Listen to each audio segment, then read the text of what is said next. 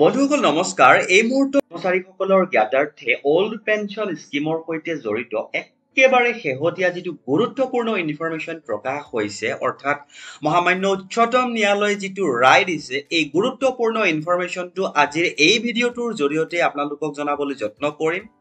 ইয়াৰ আগতে আপোনালোকক জনাই লৈছো যে আজিৰ এই ইনফৰমেশ্যনটো একাংশ কৰ্মচাৰীৰ বাবে খুবেই গুৰুত্বপূৰ্ণ ইনফৰমেশ্যন বুলি বিবেচিত হ'ব আৰু ভিডিঅ'টো সম্পূৰ্ণ শেষলৈকে সহযোগিতা কৰিলে কিয়নো গুৰুত্বপূৰ্ণ ইনফৰমেশ্যন বুলি বিবেচিত হ'ব নিশ্চয়কৈ আপোনালোকে উপলব্ধি কৰিব পাৰিব এই গুৰুত্বপূৰ্ণ ইনফৰমেশ্যনটো এখন অনলাইন নিউজ পেপাৰে প্ৰকাশ কৰিছিল আৰু তেওঁলোকে কেনেকৈ প্ৰকাশ কৰিছিল হেডলাইনটো ইতিমধ্যে আপোনালোকক স্ক্ৰীনত দেখাবলৈ যত্ন কৰিছো চাওক supreme court orders government to give pension 6 pay commission benefits to temporary employees call denial a violation of fundamental rights তে বন্ধুসকল মই কি কাৰণত বা কোনকেইটা কাৰণত গুৰুত্বপূৰ্ণ বুলি কৈছো বা একাংশ কৰ্মচাৰীৰ কাৰণে গুৰুত্বপূৰ্ণ ইনফৰমেশ্যন বুলি কৈছো আপোনালোকে নিশ্চয়কৈ গম পাব ইয়াতে লিখিছে চাওক মহামান্য উচ্চতম ন্যায়ালয়ে চৰকাৰক নিৰ্দেশ দিছে পেনশ্যন দিবলৈ আৰু কাক পেনশ্যন দিবলৈ নিৰ্দেশ দিছে ইয়াতে লিখিছে টেম্পৰাৰী এমপ্লয়িজ অস্থায়ী কৰ্মচাৰীক ষষ্ঠ দৰমহা আয়োগৰ যিখিনি বেনিফিট সেইখিনি পোৱাৰো কথা দিয়াৰো কথা উল্লেখ কৰিছে আৰু পেনশ্যন দিয়াৰো কথা উল্লেখ কৰিছে আৰু শেষৰ শব্দকেইটা আপোনালোকে লক্ষ্য কৰিব এ ভায়োলেশ্যন অফ ফাণ্ডামেণ্টেল ৰাইটছ অৰ্থাৎ মৌলিক অধিকাৰ খৰ্ব কৰাৰ কথাও উল্লেখ কৰিছে ইনফৰমেশ্যনটোত তে বন্ধুসকল আমি আৰু আগলৈকে ইনফৰমেশ্যনটোৰ ভিতৰলৈকে যাবলৈ যত্ন কৰিম আৰু সম্পূৰ্ণ সবিশেষ জানিবলৈ যত্ন কৰিম কাৰণ আপোনালোকে শেষলৈকে চালে আৰু গুৰুত্বপূৰ্ণ ইনফৰমেশ্যন পাবলৈ সক্ষম হ'ব দেখাবলৈ যত্ন কৰিছো চাওক ইনফৰমেশ্যনটো এনেকৈ প্ৰকাশ হৈছিলে মই দেখাবলৈ যত্ন কৰিছো an important judgment the Supreme Court has ordered the government extend to 6 pay commission benefits including pensionary benefits to personnel managing deposits for special frontier force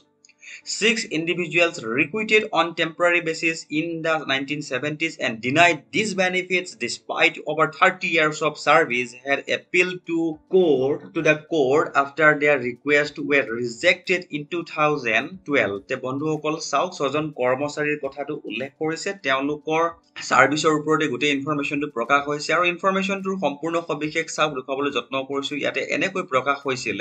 pension benefit for temporary employees these 6 personnel who manage savings account scheme deposits for the SSF originally received various allowances and salary adjustment according to the 4th and 5th pay commission despite serving for decades they were classified as temporary employees and were only given a consolidated sum of rupees 3,000 per month when the 6th pay commission was implemented upon retirement they sought pension benefits as per the 6th pay commission but their request was denied by the government te bondhukol sao ei ji sojon kormosari asile teonluke saving scheme depositor hoi kaam kori asile aru teonluke jibonor 30 ta bochor teonluke dedicate korise চাকৰিটোৰ কাৰণে আৰু 30 টা বছৰত তেওঁলোকে মাননি হিচাপে 3000 টকা প্ৰতি মাহে তেওঁলোকে পাই আছিল আৰু ৰিটায়াৰমেন্টৰ সময়ত তেওঁলোকে কোনো পেনশন পোৱা নাছিল আৰু পেনশনৰ কাৰণে তেওঁলোকে যেতিয়া আপিল কৰিছিল চৰকাৰৰ ওচৰত আৰু চৰকাৰে তেওঁলোকৰ পেনশনটো ৰিজেক্ট কৰি দিছিল বুলি উল্লেখ কৰিছে আৰু তেতিয়াই তেওঁলোকে গৈ ন্যায়ালয়ৰ কাষ চাপিছিল তে বন্ধুসকল চাওক এই কাৰণে মই কৈছো যে একাংশ কৰ্মচাৰীৰ বাবে এইটো এটা গুৰুত্বপূৰ্ণ ইনফৰমেশ্যন এই কাৰণে হ'ব কাৰণ ইতিমধ্যে হেডলাইনটো তেওঁলোকে উল্লেখ কৰিছে যে টেম্পৰাৰী এমপ্লয়িজ অৰ্থাৎ অস্থায়ী কৰ্মচাৰী আমাৰ ৰাজ্যটো বহু সংখ্যক অস্থায়ী কৰ্মচাৰী আছে গতিকে সেইভাবে কৈছো যে ভিডিঅটো গুৰুত্বপূৰ্ণ আৰু ইনফৰমেশ্যনটো চাওক দেখাবলৈ যত্ন কৰিছো ইয়াতে উল্লেখ কৰিছে ইয়াতে কেনেকৈ তেওঁলোকে ৰিজাল্টটো তেওঁলোকে পালেগৈ a bench of justice Hima Kohli and Sandeep Mehta examined the case in detail and concluded that the government consistent treatment of this SSD employee as a regular employee was significant they emphasized that the levels of temporary or permanent should not be merely nominal as they have substantial legal implication of service benefits te বন্ধুসকল চাওক যেটো শেহতীয়া ৰায়দান হৈছিল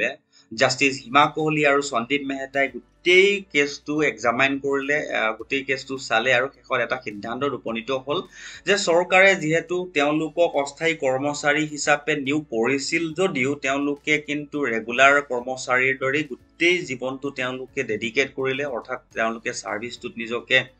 সমৰ্পিত কৰিলে অৰ্থাৎ তেওঁলোকৰ জীৱনৰ গোটেই সময়খিনি তেওঁলোকে সাৰ্ভিসটো দিলে গতিকে ৰেগুলাৰ বা টেম্পৰাৰি বুলি তেনেকুৱা কোনো কথা নহয় তেওঁলোকে ৰেগুলাৰ এমপ্লয়ি এজনৰ সমানে তেওঁলোকে যিখিনি বেনিফিট পাব লাগে সেইখিনি লিগেল ইমপ্লিকেশনস বুলি উল্লেখ কৰিছে অফ সাৰ্ভিস বেনিফিট অৰ্থাৎ